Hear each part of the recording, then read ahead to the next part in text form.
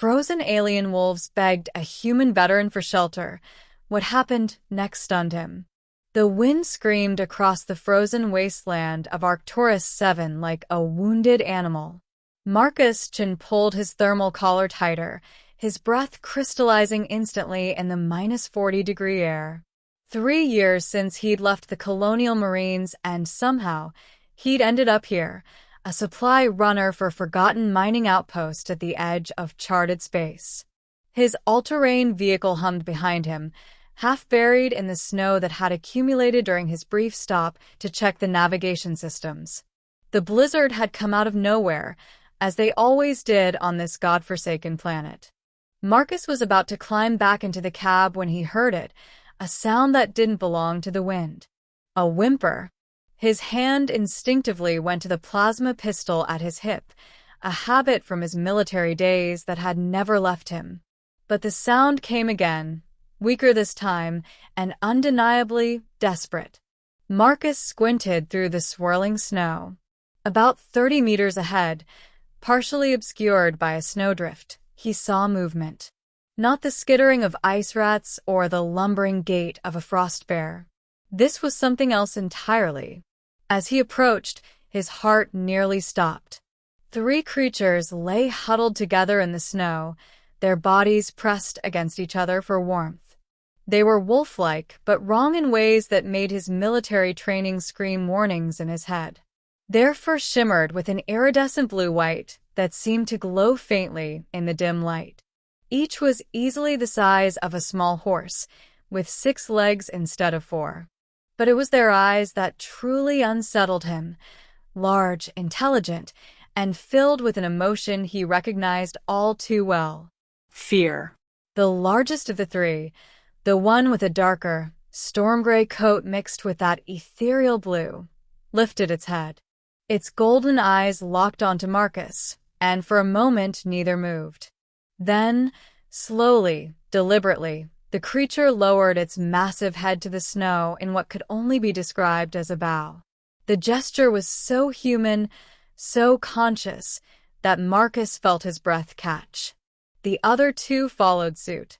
One was smaller, probably younger, with pure white fur that made it nearly invisible against the snow. The third bore visible wounds, deep gashes along its flank that oozed a luminescent purple blood. They were dying. The blizzard would kill them within the hour. Jesus, Marcus muttered, his military pragmatism warring with something deeper, something more human. These weren't just animals. The intelligence in those eyes, the deliberate supplication. These were beings asking for help. He thought of his late wife, Sarah, who had always accused him of being too soft-hearted for a soldier. "One day, Marcus," she'd said with that knowing smile, "your conscience is going to get you into real trouble." "Looks like today's that day, Sarah," he whispered into the wind. Marcus made his decision. He turned back to his vehicle and opened the rear cargo bay, pulling out supply crates and stacking them in the snow. The creatures watched him with those unsettling, intelligent eyes. When he'd cleared enough space, he approached them slowly, hands visible and non-threatening. "Easy now," he said softly, though he had no idea if they could understand him. "I'm trying to help." The largest wolf made a sound, not quite a bark, not quite a growl, but something that resonated in Marcus's chest like a deep hum. It struggled to its feet, swaying dangerously. Without thinking, Marcus moved to support it, and the creature allowed it, leaning its massive weight against him. Together, they made their way to the vehicle. The other 2 followed, the wounded one limping badly.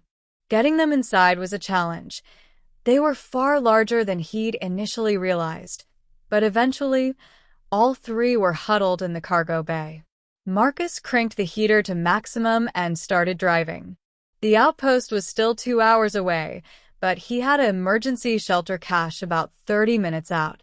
It would have to do. Inside the small prefabricated shelter, Marcus worked quickly. He'd treated battlefield wounds before, but never on alien creatures. Still, a wound was a wound. He cleaned the injured wolf's gashes with antiseptic, grateful when it didn't struggle, only watching him with those impossibly knowing eyes. As he worked, the largest wolf, Marcus had started thinking of it as the alpha, moved closer. It pressed its massive head against his shoulder, and that deep humming sound resonated through the shelter. The other wolf joined in, creating a harmony that seemed to vibrate in Marcus's bones. Then something impossible happened. Images flooded his mind, not words, but pure visual information. He saw the wolves running across an ice plain, hunting. He saw them caring for pups in a den carved from crystal ice. He saw ships descending from the sky, human ships, and the wolves scattering. He saw death, fire, the destruction of their home. He saw the survivors fleeing, hunted by automated drones for sport or science. He saw the truth.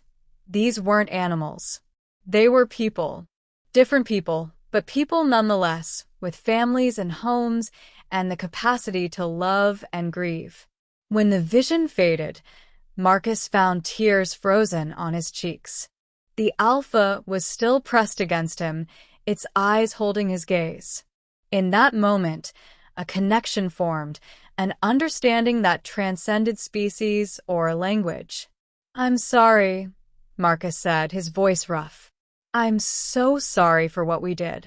The alpha made that humming sound again, and somehow, Marcus knew it was forgiveness. Over the next few hours, he tended to all three wolves, sharing his water and rations.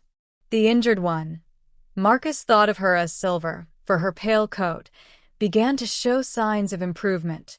The youngest, which he dubbed Ghost, curled up by the heater and finally stopped shivering. As dawn broke over Arcturus 7, painting the ice in shades of pink and gold, Marcus made another decision. He'd been running supplies to forgotten outposts for 3 years, trying to outrun the ghosts of his past. But maybe it was time to stop running. He opened his comm unit and started typing a message to the Interstellar Wildlife Protection Agency, a division he'd heard about but never contacted. His fingers moved quickly across the keys, explaining what he'd found, what he'd learned, demanding immediate intervention and protection for the indigenous species of Arcturus 7. The alpha watched him work, and when Marcus finished, it pressed its forehead against his once more. The connection flooded his mind again, not with images this time, but with something that felt like gratitude, like hope. "We're going to make this right," Marcus promised. "I don't know how, but we will." Outside, the blizzard had passed, leaving the world crystalline and new. Marcus looked at his 3 charges, no longer alien monsters or curiosities, but refugees he'd sworn to protect. He'd been a soldier once, trained to fight and kill. But Sarah had been right all along. Beneath the armor and the weapons and the scars, he'd always been just a man who couldn't walk past someone or something in need. As the morning sun climbed higher, Marcus Chen sat surrounded by giant alien wolves in a tiny shelter at the edge of the known universe, and for the first time in 3 years, he felt like he'd finally come home. The alpha rested its head on his lap, and Marcus smiled, one hand buried in that impossible blue-white fur. Whatever happened next, they'd face it together.